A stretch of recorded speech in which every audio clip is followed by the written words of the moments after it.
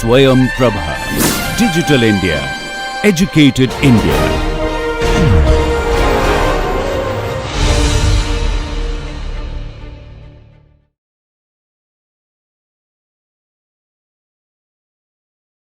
அடுத்தது பாருங்கள், அற்புதம் பண்ணும்போது ஒரு 42 பாகமாகிறார், 42 கூறாகிறார். கூறுகள்லாம் யூனிட், 42 யூனிட் ஆக்குறாரு. அதை போர்ஷன் வந்து 11 போர்ஷன் தான். அந்த 42 பங்கை 11 பேருக்கு பிரித்து கொடுக்குறாரு, 11 அங்கத்தை பிரித்து கொடுக்குறாரு. இதுலேயும் ரேஷியோ பாருங்கள், அந்த அதிஷ்டானம் பாதம் பிரஸ்தானம் ரேஷியோ அதே இருக்கா பாருங்கள், 1 2 1. ஆனால் பங்குன்னு பார்க்கும்போது 3 7 3ன்னு மாற்றிருக்காரு. ஆனால் ரேஷியோ என்ன இருக்குது, அதே தானே, 1 2 1. அப்போ முதல் நிலை பாதத்துக்கு போகும்போது பாதத்தினுடைய அளவு அரை பங்கு குறைச்சி 6 வைக்கிறார். தாய் பாதத்தினுடைய பங்கில் அரை பங்கு குறைச்சி 6ஐயும், பிரஸ்தரம் 3 அதில் பாதி வைக்கிறார். பிரஸ்தரம் ரொம்ப பெருசாக தெரியுது, 3 பாதி வைக்கிறார். அதிஷ்டான அளவுக்கு முதல்நிலை பிரஸ்தானம் போகுது. அதற்கு பிறகு 2ஆம் நிலையில் 6 பங்கமும், கண்டம் பிரஸ்தரம் 2ஐயும், வேதிகம் 1, களத்தி 2, சிகரம் 5, ஸ்தூபி 2. இப்போ ஒரே அளவு எடுத்துக்கங்க. ஒரு ஃபார் எக்ஸாம்பிள் சொல்கிறேன், ஒரு கோபுரத்தோட உயரம் முழு அளவாக உங்களுக்கு சொல்கிறேன். ஒரு 40 அடி இந்த விமானம், இந்த ஸ்தூபி உபானத்துலேருந்து ஸ்தூபி வரை இருக்கக்கூடிய உயரம் ஒரு 40 அடின்னு எடுத்துங்க. இந்த 40 அடியை இந்த 5 வகையான ஃபார்முலாவிலையும் விதிப்படியும் பங்குமானம் பிரித்து பார்த்து அளவு குறித்து பாருங்கள். கிட்டத்தட்ட எல்லாம் ஒரே அளவு தான் வரும். ஸ்தூபி ஆகட்டும், அதாவது ஒரு 4 அங்குலம் 3 அங்குலம் வித்தியாசம் அந்த மாதிரி வரும். ஏன்னா வகுத்த அளவு என்ன பாருங்கள், பெருசு. இது 42 அளவு வைக்கிறாங்க, அது 27 வகுக்கிறாங்க, 24 வகுக்கிறாங்க.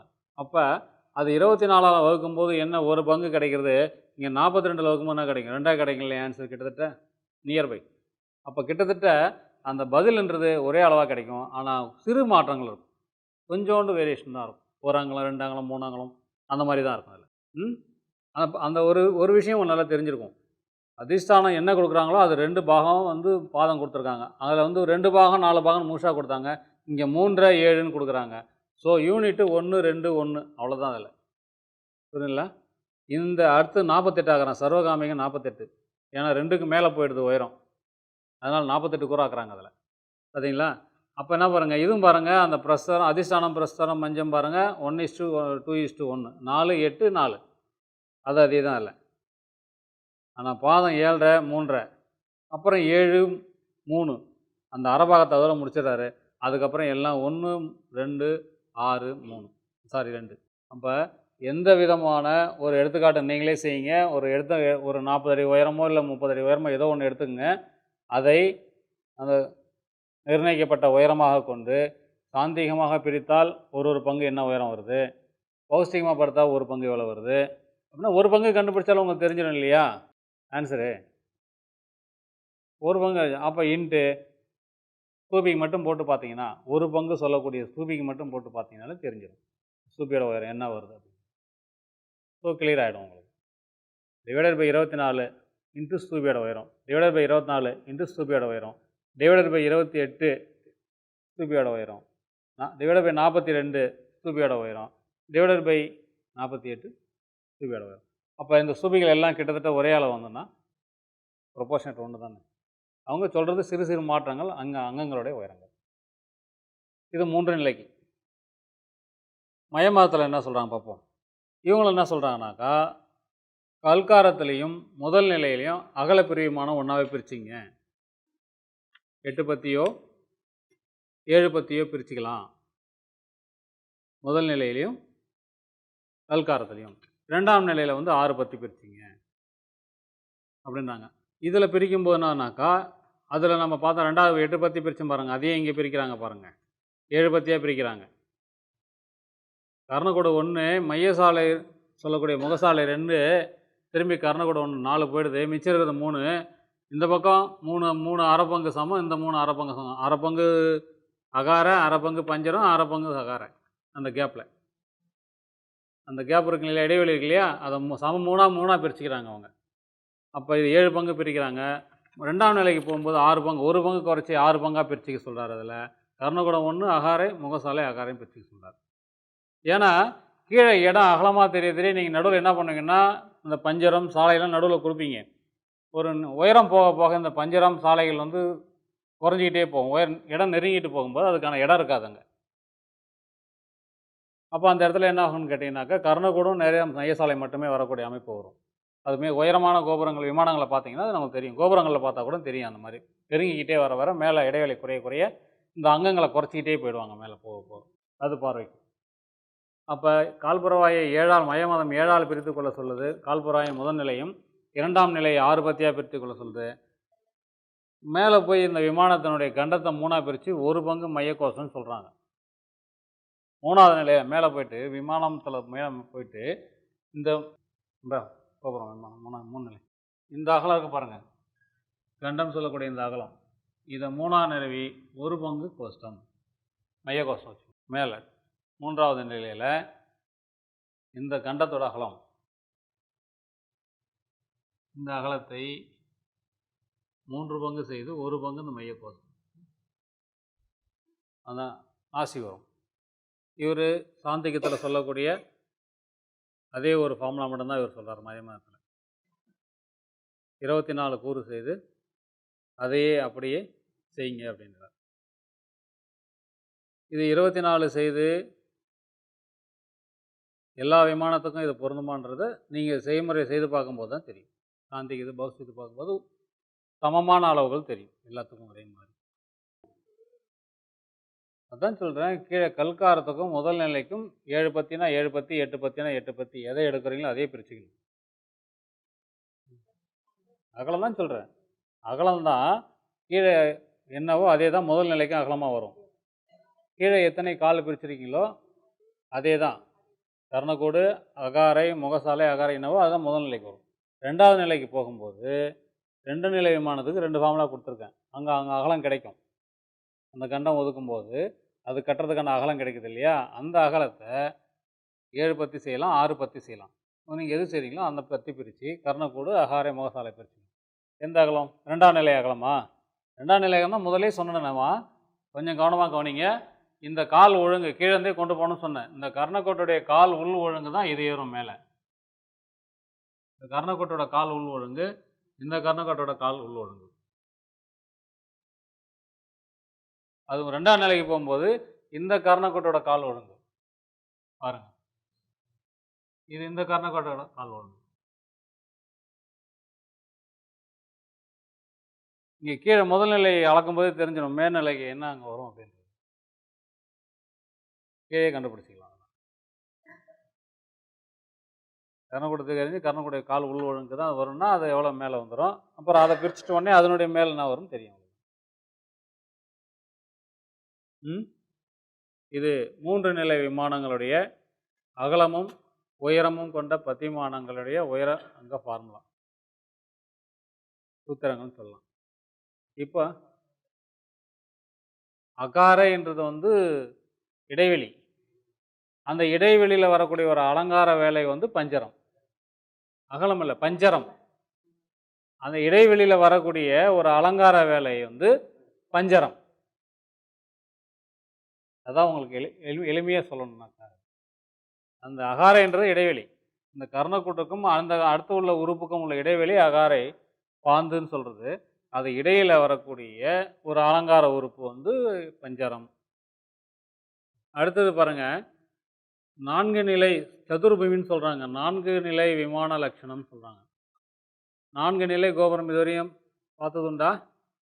விமானம் 4 நிலை காஞ்சிபுரம்.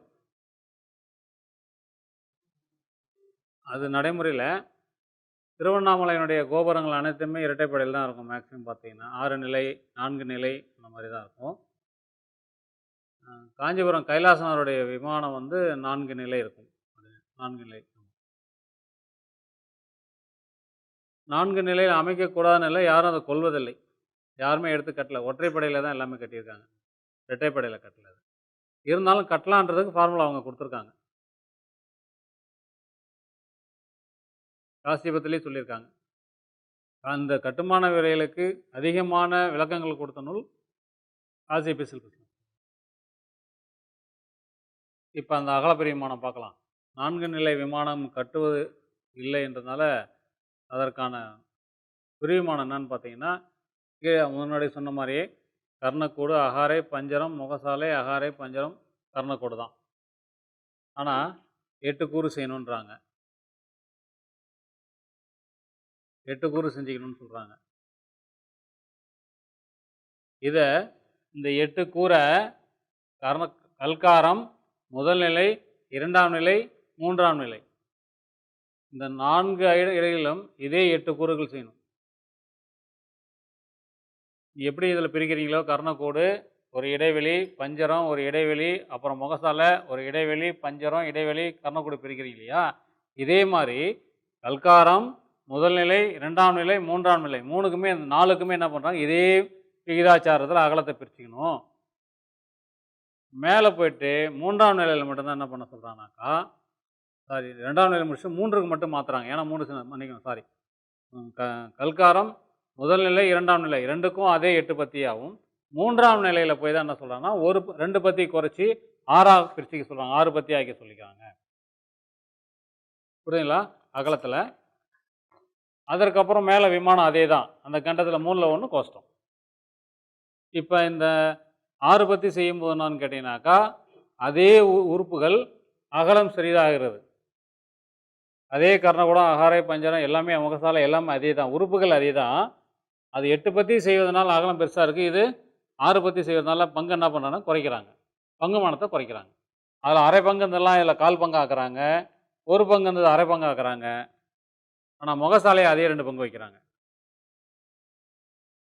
இது பத்திமான அகல பத்தியில். உயரம் அதே மாதிரி 4-5 விதமான அளவுகளில் நீங்கள் எந்த அளவு எடுக்கிறீங்களோ, சாந்திகம், பௌஸ்திகம், ஜெயத்தில் எதை எடுக்கிறீங்களோ அந்த அளவு நீங்கள் எடுத்துக்கலாம். அதே மாதிரி கொண்ட சாந்திகமாக இருந்தால் மொத்த உயரத்தை 39 பாகங்களாக பிரிக்க சொல்கிறாங்க. மொத்தம் இதில் 39, 42, 50 3 வகையாக தான் பிரிக்க சொல்கிறார்.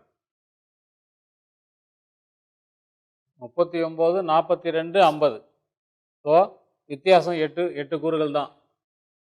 8 பாகம் தான் உங்களுக்கு அதில் வித்தியாசம் வருது. 3 50, ஒரு 42, ஒரு 39.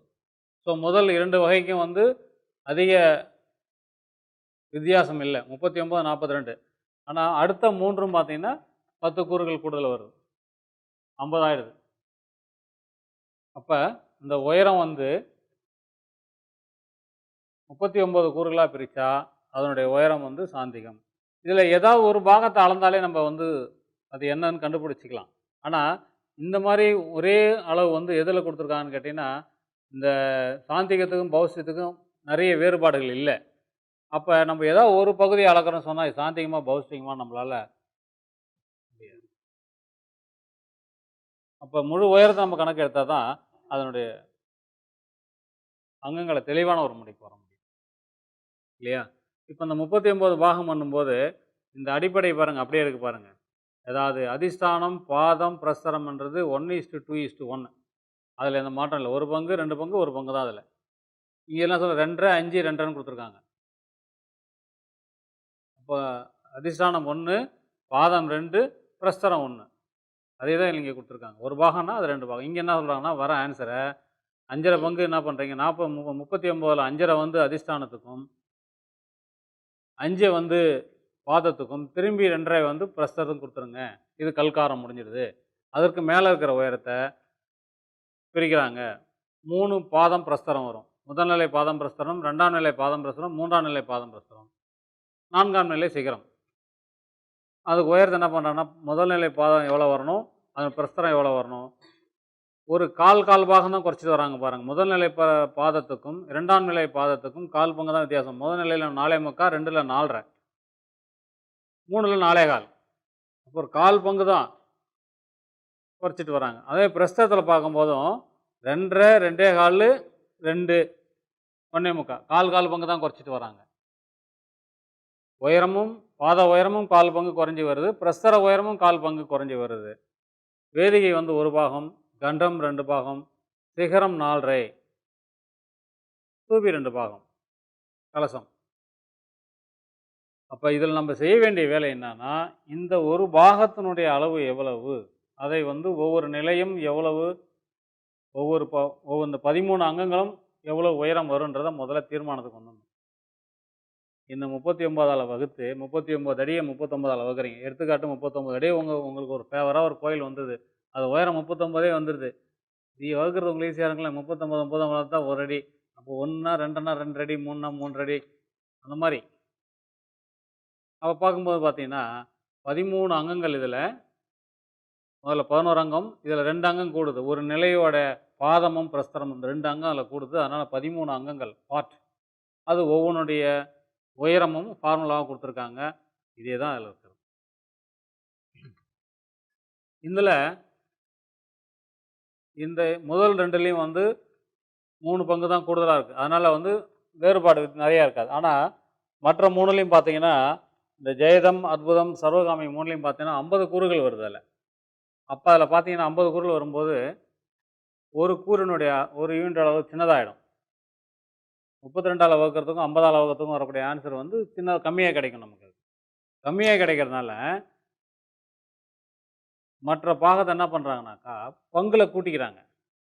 அதில் 2.5 பாகம் கொடுத்துருந்த ஒரு அதிஷ்டானன்றது இதில் 3.5 பாகமாக ஆக்குறாங்க. 50க்கு 3 ஆக்குறாங்க. அதில் 2.5 தான் கொடுத்துருந்தாங்க. இதில் 3 ஆக்குறாங்க. வகுக்கக்கூடிய எண் பெருசாக இருக்கிறதுனால இங்கே பங்கு அதிகமாகுது. அங்கே வகுக்கக்கூடிய எண் கம்மியாக இருக்கிறதுனால பங்குமானம் கம்மியாக இருக்குது. சரிங்களா? கிளியரா? அம்மா மேடம் கிளியரா?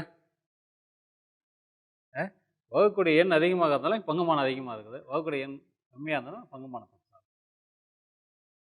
இது 4 நிலை கோபுரத்துக்கு.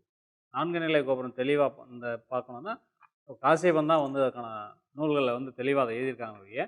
மற்ற நூல்கள் அதை பற்றி ரொம்ப தெளிவான இதுக்கு போகலை. இப்போ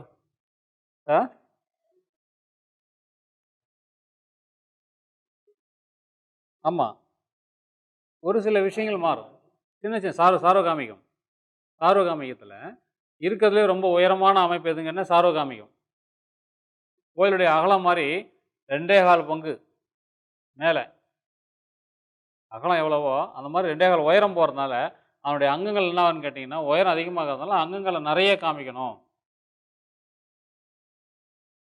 அப்படின்றதுனால என்ன பண்ணாங்கன்னா அதனுடைய பாகத்தை அதிகமாக்கி காமிக்கிறாங்க. அற்புதம் தாண்டிட்டாலே உங்களுக்கு உயரம் அதிகமாகிட்டே போகும். அற்புதமும் சார்வகாமியமும் கூட போயிடுது இல்லையா? 2 தாண்டிடுது இல்லையா?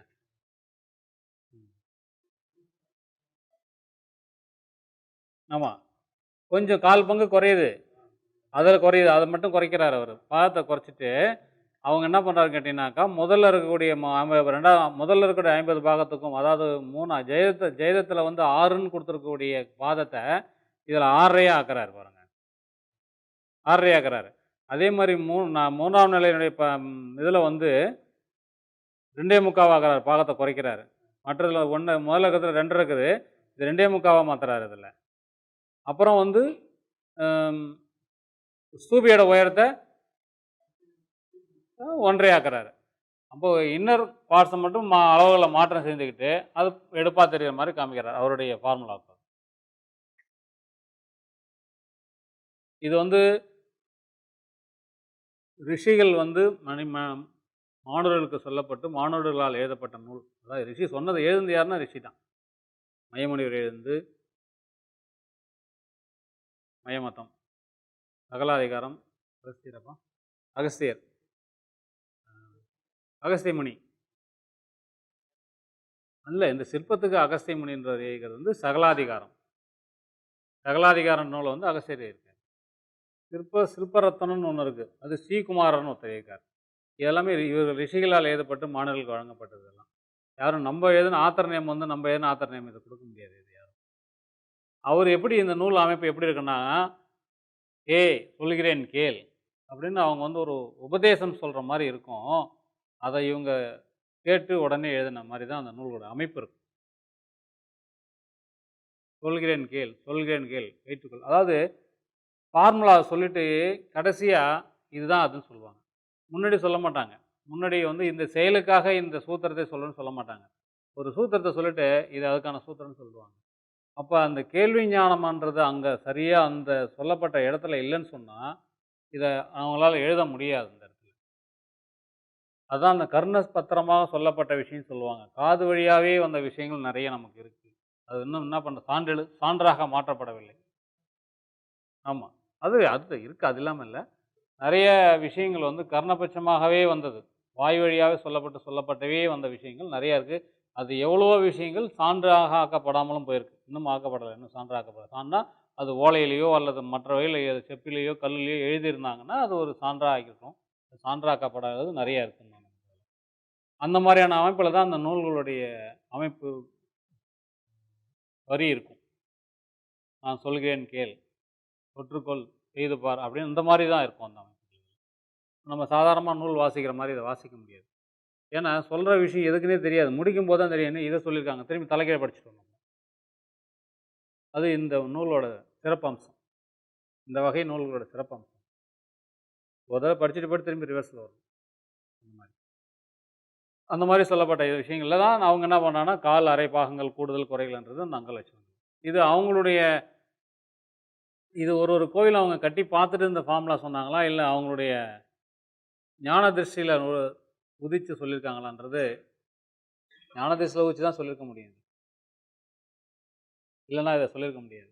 அல்லது ஒரு கணக்கீடுகளில் இவ்வளவு இருந்தால், இவ்வளவு இருந்தால் இதனுடைய கணக்கீடுகள் இவ்வளவு தூரம் தோன்றும் அப்படின்ற ஒரு கணக்கு அவங்க மனசுல பதிஞ்சு அத வச்சு எதுவுமே ஞானத்தால தான் முடிஞ்சிருக்கும் அதுல. ஏதோ ஒரு செய்தி அவங்ககிட்ட இருந்திருக்கு. அந்த செய்தி அவங்ககிட்ட நம்மகிட்ட இல்லாத ஒரு ஞானம் அவங்ககிட்ட அதிகமா இருந்தா, அத வச்சு அவங்க அத வந்து நமக்கு விளக்கி சொல்லியிருக்காங்க.